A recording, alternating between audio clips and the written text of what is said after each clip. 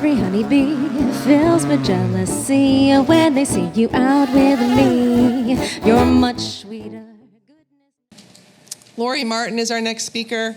I first heard Laurie speak last October, and I was immediately enthralled. I had two things happened. One, I wished she had been my first grade teacher.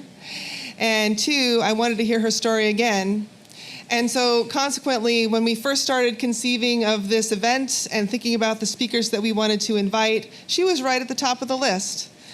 Laurie is a beekeeper and an educator in Georgetown, Maine. And it's my pleasure to bring her to the stage. Please welcome Laurie Martin.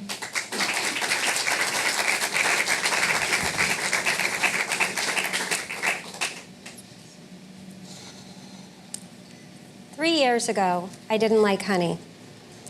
I thought it was sticky sweet, and I had no use for it. I didn't have a jar tucked away in my pantry for cooking, and in fact, I had never even thought about the process until one day I met a man by the name of Doug Calhoun. Doug is retired. He lives with his wife, Holly, and his Basset hound, Willa. And he vacations on McMahon Island in the summer, which is where I met him. I run a candy store / ice cream store, along with a post office out there.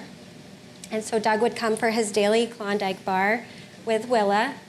And one day, he presented me with a jar of honey that he had harvested himself as a thank you for all I do. We sat down that day on the porch of the lodge, and as Doug ate the chocolate off of his Klondike bar and fed Willa the vanilla ice cream center, we talked about Doug's hives and his honeybees. He said to me, "Have you ever thought about having honeybees at your school?" So we started talking about it. And he said, how many children do you know who are beekeepers? And out of those children, how many are doing it at schools? Wouldn't it be wonderful to get it started right here in Georgetown, Maine? So I invited Doug to come in and give a presentation to my class. And it, by far, was the best presentation we have ever had at our school, even to this day. So throughout the year, Doug and I continued to talk about the honeybees. And eventually, this led to an email that he sent me with a link to apply for a $1,500 honeybee grant. He knew that I was a kindergarten teacher, so he thought this would be the perfect thing to get started. I forwarded this email along to our principal, and with his permission, we decided to move forward with the application process. The grant was through a foundation called the Whole Kids Foundation, and they had partnered up with another foundation called the Bee Cause Program. This was allowing a school to start up a honeybee education program with their $1,500 grant. The application process was lengthy. We met several times, myself, Doug, and our guidance counselor, Deb Thibodeau, who is also a fantastic grant writer. Once the application was completed and submitted, we waited. And we waited. We waited for 2 months to receive an answer. Do you know how long that is in kindergarten time? And then the answer came over winter break. But luckily, with social media, we were able to get the word out, and everyone knew within hours that we had been awarded this grant. So we were ecstatic. We were over the moon. And we couldn't wait to get started. But not yet. On the day that we returned from break, after a 2-week-long vacation, as the kids were coming into the classroom, I was also greeted by our principal. And he said, "Laurie, this isn't going to work. We can't have honeybees at our school due to liability purposes."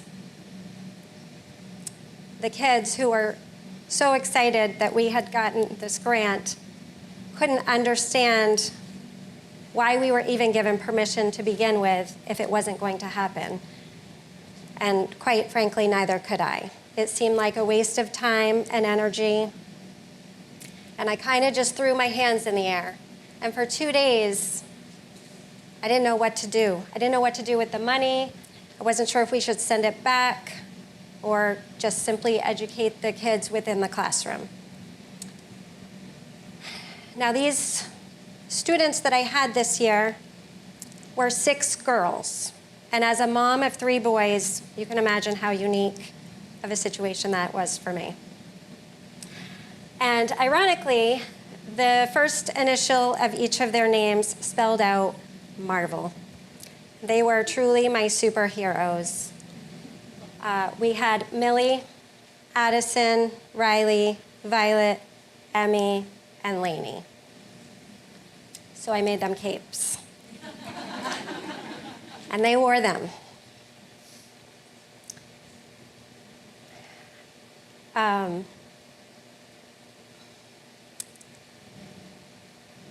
Sorry.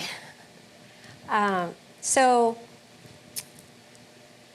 for a couple of days, we just kind of moped around.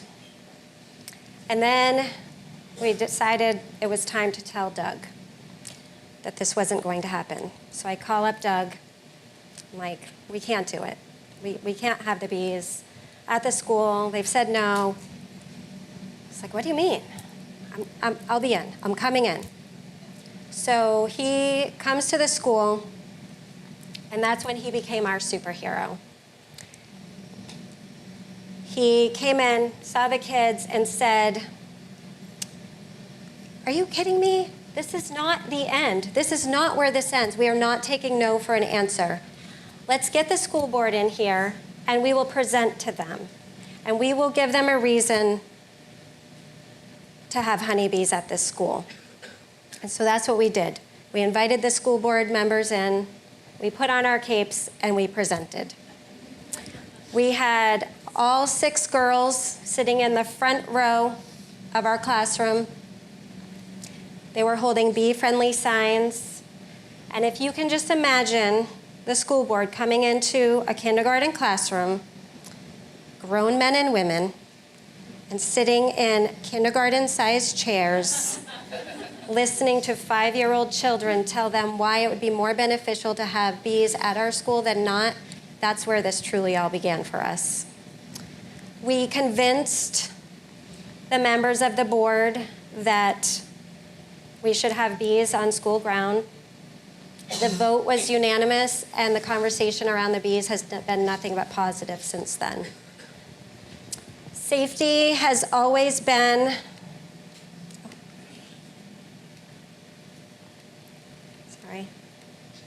it's not there. Okay. Safety has always been a top priority for us.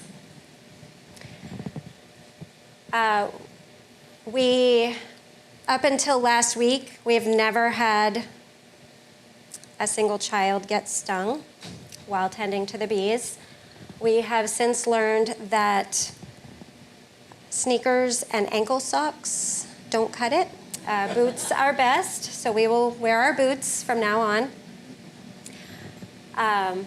We also have yellow jackets on our playground, so who's to say if it was a honeybee or a yellow jacket. But we have a fenced-in, locked area where the hives are kept. We have suits of all sizes for anyone who would like to go out to visit the hive. We have EpiPens on hand for any allergic reactions. We've never had an allergic reaction. And We have notifications around the school informing any visitors that we do have honeybees at the school. That students are always well informed before they enter the hive area.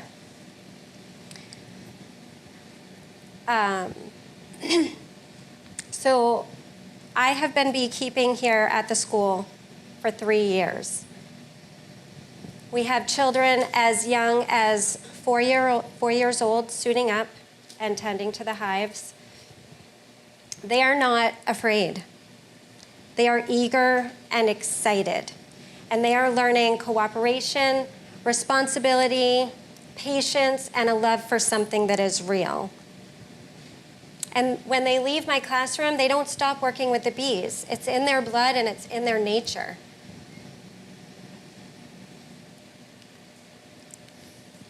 We have written 3 books and published them. The first book was in collaboration with the 2nd grade. We have a program called Partners for Publishing at our school. So the 2nd graders were the authors, while the kindergartners were the illustrators. Our first book was called Honeybees, and it was all about honeybees. The second book was written and published by Violet. And our third book we wrote last year during our Bee Club, which consists of students in grades pre-K through 6th grade. We titled the book Honeycoo, and it was all haiku poetry about honeybees. This year we're hoping to create a pop-up book, and I've been in touch with a pop-up artist. Sorry. We've had 3 successful harvests. Our most recent was last week, where we harvested 80 pounds of honey. Not one penny has come from the school for this program. We have paid for the entire program through grants, donations, book sales, and honey sales. We plan to make t-shirts as another fundraiser this year. The first year, we harvested about 40 pounds of honey with 1 hive. We sold out within 2 hours.